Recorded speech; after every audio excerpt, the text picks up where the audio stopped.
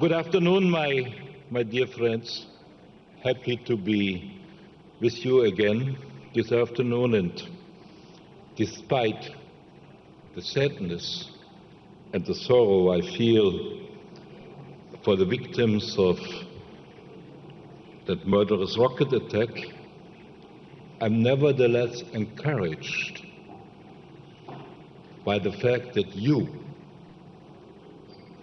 the representatives of the democratic opposition in Iran, and in my view, therefore, the true representatives of the people of Iran, are more committed than ever to continue the struggle for justice and freedom and for democratic change in Iran.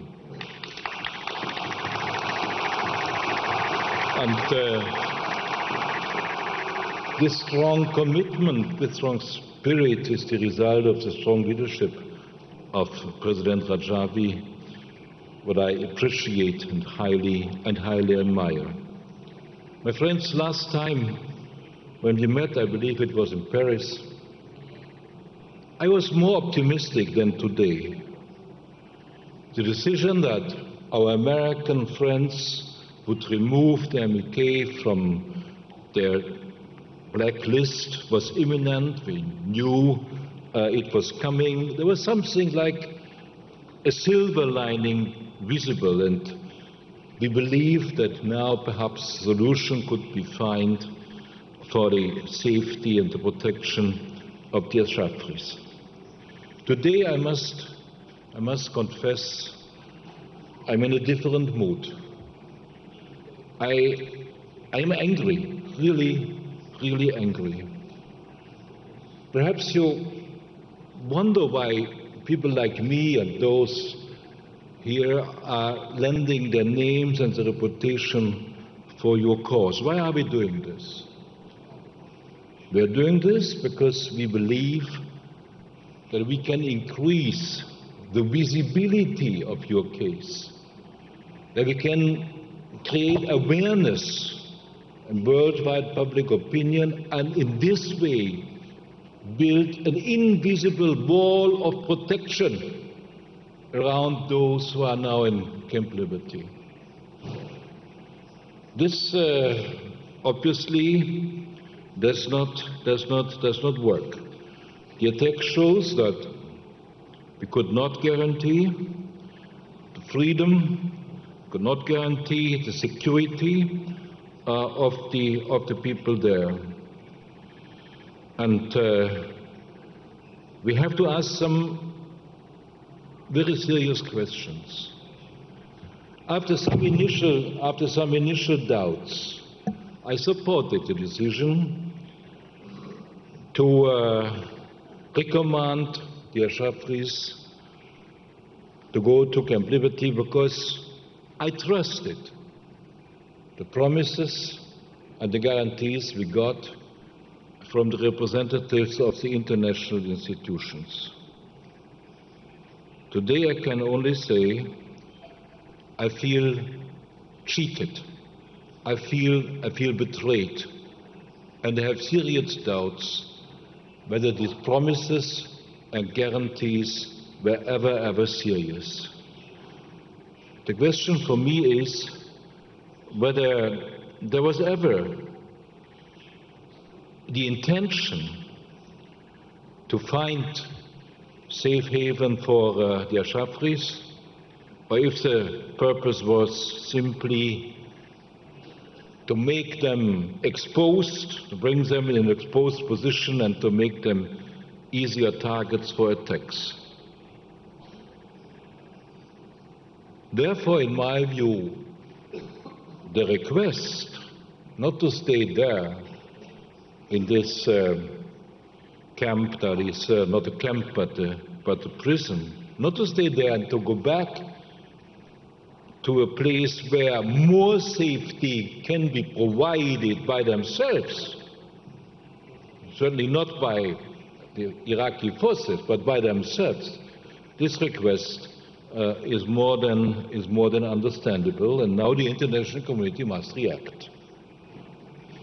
My friends, The United Nations system is sometimes very sluggish, very slow, very inefficient and very bureaucratic. Well, I'm coming from an institution where I served for more than 10 years, which has a similar reputation, being slow and bureaucratic. And I can say you can make a difference. It is not a rule. You can make a difference. It's a question of leadership, a question of personal courage. We must ask the Secretary General of the United Nations, what does he want to do? We know he has a lot of very, very complicated and important issues on his plate. And very often these issues are questions of life or death, we know that. But here, this one, the Camp Liberty, Camp Ashraf problem, is a problem that he can solve. The instruments are there. It is not a case without hope. And he, the Secretary General, he is not obliged to follow the political considerations or geopolitical interests of some Security Council members. His obligation is to do, as John Ziegler rightly put out, his obligation is to do what the Charter of the United Nations and the Convention of Human Rights require him to do. He can keep it on the agenda, and he can ask the international community to take action again and again until something happens. And I would also like to ask the question whether the Secretary General feels it would be appropriate to re-evaluate the offices of Martin Kobler. The trust that is lost cannot be established again, and therefore the Secretary General must consider the possibility to replace him. And by the way, it does not really help that Mr. Kobler's wife, the German ambassador to Baghdad, issued a statement which is not acceptable.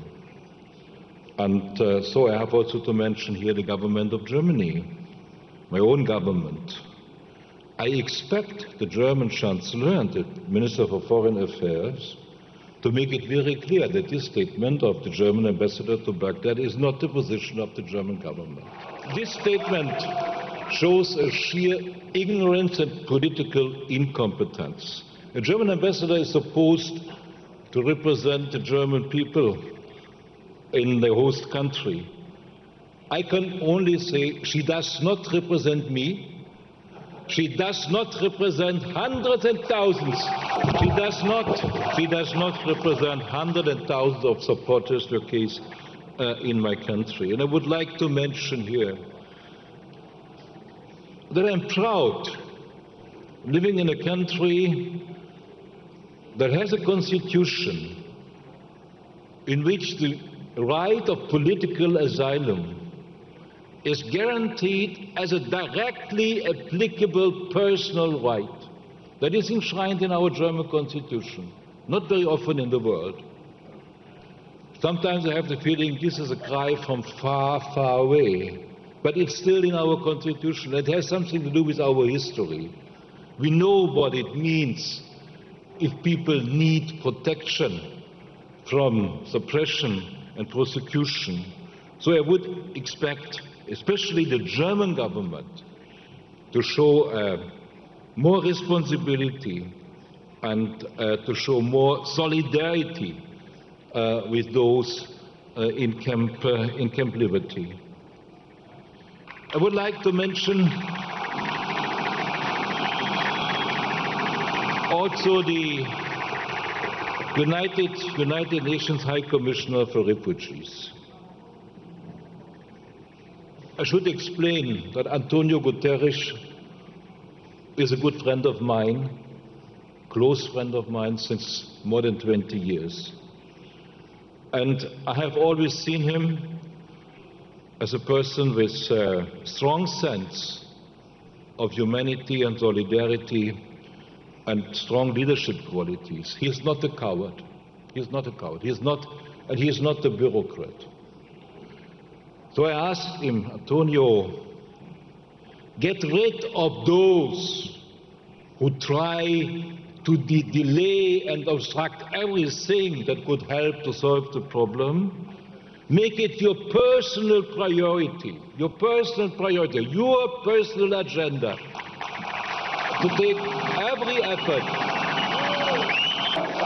Antonio, I would say, Antonio, do not let those governments go away with the attitude, we do not know, we do not see, we do nothing. Do not allow them to do this.